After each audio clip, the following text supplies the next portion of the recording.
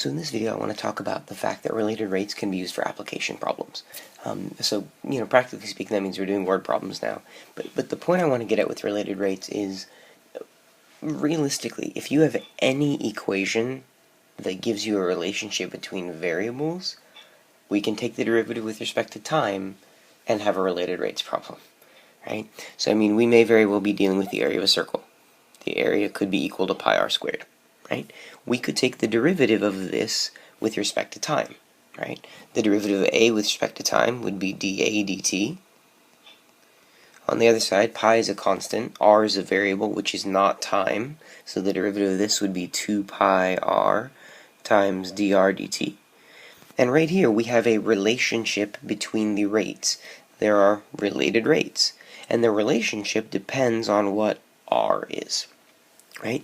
We could easily work with the Pythagorean Theorem. X squared plus y squared equals z squared gives us a relationship between variables, and so if I had a triangle that was changing over time, I could take the derivative of this equation with respect to time and find out how the sides of this triangle are changing, right? If I took this derivative, it would be 2x dx dt plus 2y dy dt equals 2z dz dt. And the idea is, again, here is a relationship between the rates of change of the sides of a triangle, right? So as we get into these application problems, this is the kind of thing I'm looking at. All you have to do is look at the problem, figure out what equation works with the things that you're dealing with, take the derivative with respect to time, and evaluate. And so these are effectively, this is our procedure if you want to write through these steps. Step 1, find an equation that models the variables and constants in the problem. Second, differentiate with respect to time, and keep in mind that some of those variables are actually going to be constant, they're not going to change, and others will change over time, and we'll pay attention to that. And then third, solve for that quantity, solve for the thing that the problem's asking you to solve for. So here's my first example. This is really a real-world example. I wanted you guys, to have something that would be applicable on a day-to-day basis. So as you may recall, a Nazgul at some point landed on the fields of Pelennor and roared. And the shockwave from the roar, went outward in a circle, which makes sense. If there's like a Nazgul in the middle and it roars, that roar is going to sort of emanate outward in a circle. And what I'm telling you is that the radius of the circle increases at a rate of 100 meters per second, right?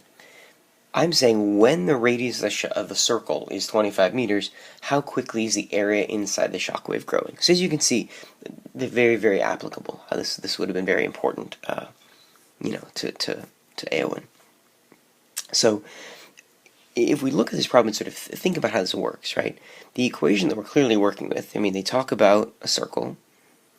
It says the radius of the circle increases at a rate of 100 meters per second. That statement right there is effectively saying that dr dt is 100, right? We're then told later that the radius is supposed to be 25 meters. So r is eventually going to be 25. We don't want to use that in the beginning, but we know at some point we're going to be looking at r being 25.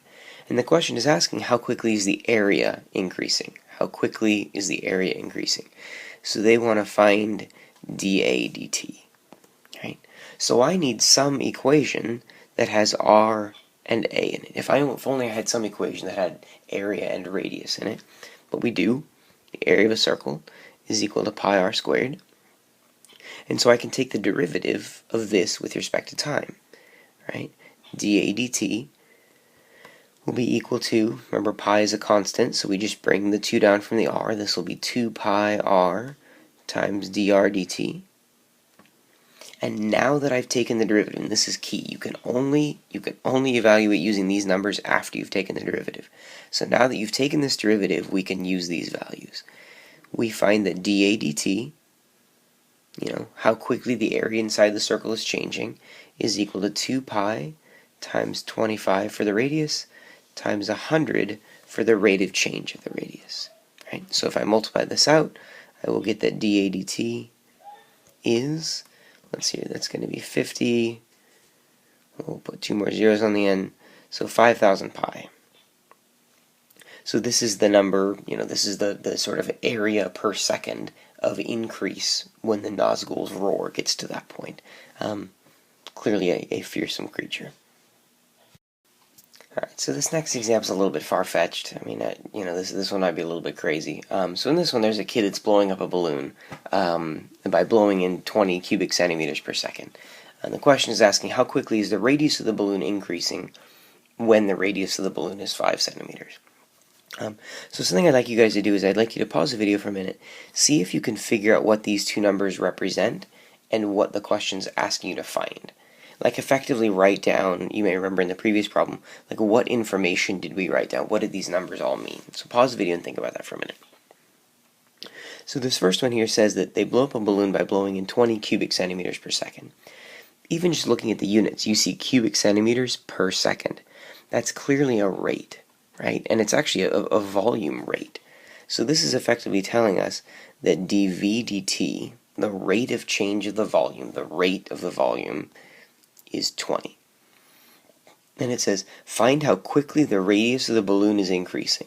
So we're talking about quickly, radius, increasing. That's a rate, right? This is the rate of the radius. So it's effectively saying that dr dt is the thing that I want to find. And we're told that we want to find that at the moment that the radius is 5 centimeters. In other words, r is going to be 5. Now note, r isn't always 5. I'm just, and you know, if dv dt is 20, then dr dt is going to be changing depending on what the radius of the balloon is, right? So to solve this thing, I need to come up with an equation that has v and r in it. So in case you don't have this formula memorized, the formula for the volume of a sphere is 4/3 pi r cubed. So now that we have that thing, I believe that you guys should be able to pause the video, and work through this related rates problem. So take the derivative and work through it. So when we take the derivative of this equation with respect to t, I'm going to get dv dt equals, over here 4/3 and pi are constants, so I can use the constant multiple rule to sort of ignore those for a moment. I'll take this power and bring it down. When that gets there, it will divide out with the 3 that's in the denominator. I'll have 4 pi r squared dr dt. And now that I have a relationship between my rates, I can evaluate using the numbers that I have. dv dt was 20, 4 pi r was 5, and it's dr dt that we actually want to solve for. So here I end up with 20 equals 100 pi times dr dt. Sorry for the sort of ugly letters there. And so if I divide that 100 pi over, I'll end up with dr dt being 20 over 100 pi, which can be simplified down to 1 over 5 pi. And there's my answer. I know this video is already kind of long, but I want to point out one last thing, and it shouldn't take me more than a minute. I don't know if you guys are aware, but this is a really small number. I mean, this is 1 divided by 15, right? What this is saying is that as this kid is blowing air into this balloon, the balloon is not getting much larger, right? And I want you to think about if you've ever blown up a balloon before, which I hope you have, and if you haven't, you should go get a balloon and do that. The larger the radius of the balloon, like imagine when you blow up a balloon, the first puff of air that you put in, the radius gets significantly larger. The next puff of air you put in, it gets, larger still. The next puff of air you put in, it gets larger, but not much larger. And there's a point you get to, once the radius is pretty big, when you put in a puff of air, you can hardly tell the radius changes. And a part of that is that as the balloon gets larger, the fact that you're putting in another 20 cubic centimeters of air, nobody cares. There's already like 300 cubic centimeters of air in there. Putting in another 20 doesn't make a big difference, and it doesn't make the radius much larger.